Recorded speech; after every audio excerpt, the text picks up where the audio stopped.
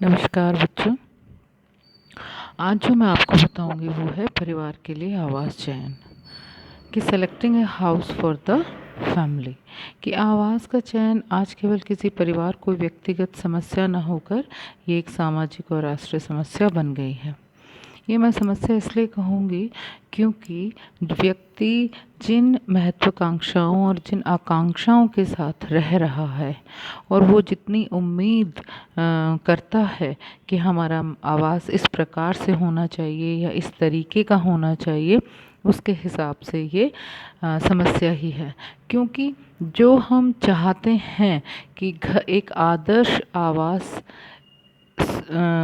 इस टाइप का होना चाहिए, वो आदर्श आवास हमें नहीं मिल पाता है। एक समय ऐसा लगता है कि ये सबसे ज़्यादा आदर्श आवास है, दूसरी ही तरफ जैसे ही हम उसका उपयोग करना शुरू करते हैं हमें उसमें कोई ना कोई कमी नज़र आने लग जाती है। आधुनिक युग के अंदर गृह निर्माण जो है ये एक चैलेंजिंग काम है और इसका दृष्टिकोण भी परिवर्तित होता जा रहा है, क्योंकि अब जो गृह है या आवास है वो केवल सुरक्षा की भावना से संबंधित नहीं है, बल्कि स्वस्थ एवं शांतिपूर्ण शारीरिक माहौल और जीवन व्यतीत करने के लिए आवास की परिकल्पना की जाती है।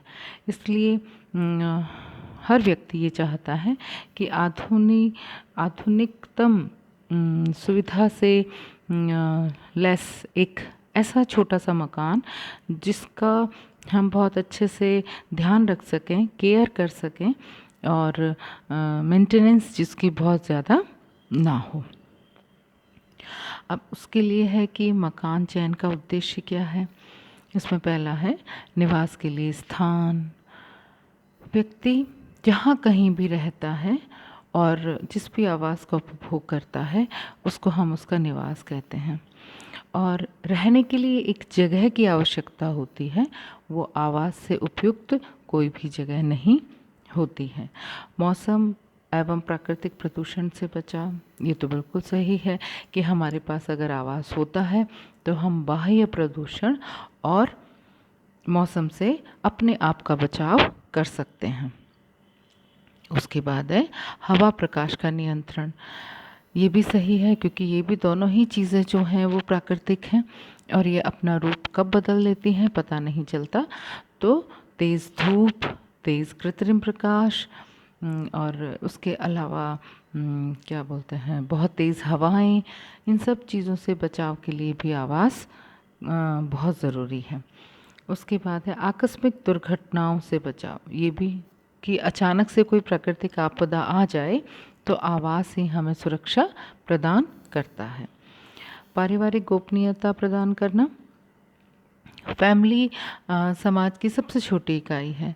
ऐसे में भावनात्मक और संवेगात्मक कुछ इस तरह के पहलू और कुछ इस तरीके की डेवलपमेंट्स हैं जिसके लिए गोपनीय या प्राइवेसी होना बहुत ज़रूरी है, तो वो सिर्फ़ और सिर्फ आवास में ही मिल सकती है। मानसिक संतोष, ये तो हम सभी जानते हैं कि व्यक्ति जब तक मेंटली सेटिस्फाइड नहीं होता है वह अपने आप को जज नहीं कर पाता या वह अपने आप को सरवाइव नहीं कर पाता है। इसलिए हर व्यक्ति की एक तमन्ना और एक स्वप्न होता है कि वह उसके पास एक आदर्श आवास हो। तो अगर उसके पास वो आदर्श आवास है तो उसको वो मेंटली सेटिस्फेक्शन मिल जाता है। उसके बाद है बच्चों के खेलने एवं व्यायाम के लिए स्थान। बच्चे अपने आप को जहाँ सबसे ज़्यादा सुरक्षित महसूस करते हैं वहीं अपनी एक्टिविटी और अपनी क्रिएटिविटी को अभिव्यक्त करते हैं। तो ये जो चीज़ें हैं ये आवास से ज़्यादा कोई भी जगह सुरक्षित नहीं होती जहाँ बच्चे खुलकर अपना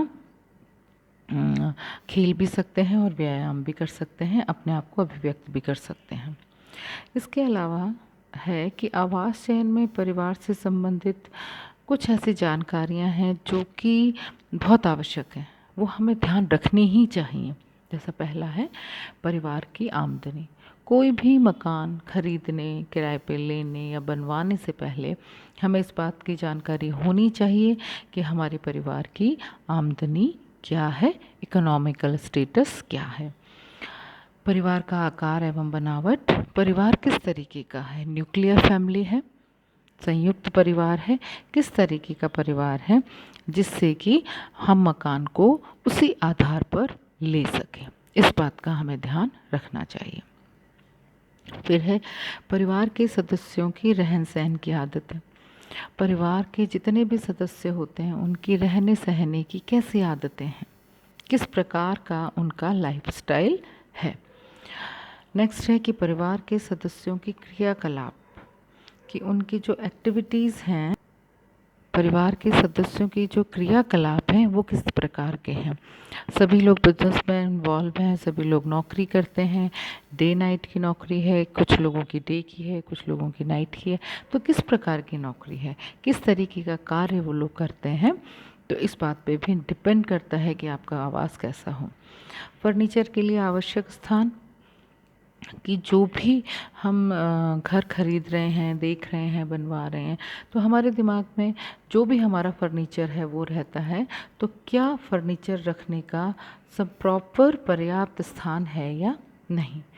फिर परिवार की भविष्य की आवश्यकताएं।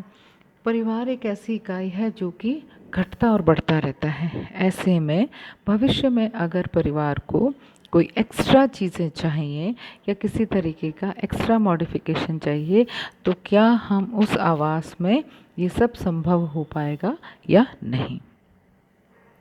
तो हमने देखा कि आवास चयन के उद्देश्य क्या हैं और आवास चयन करते समय पारिवारिक तौर पे हमें कुछ जानकारियाँ हासिल कर लेनी चाहिए, वो भी हमने देखा।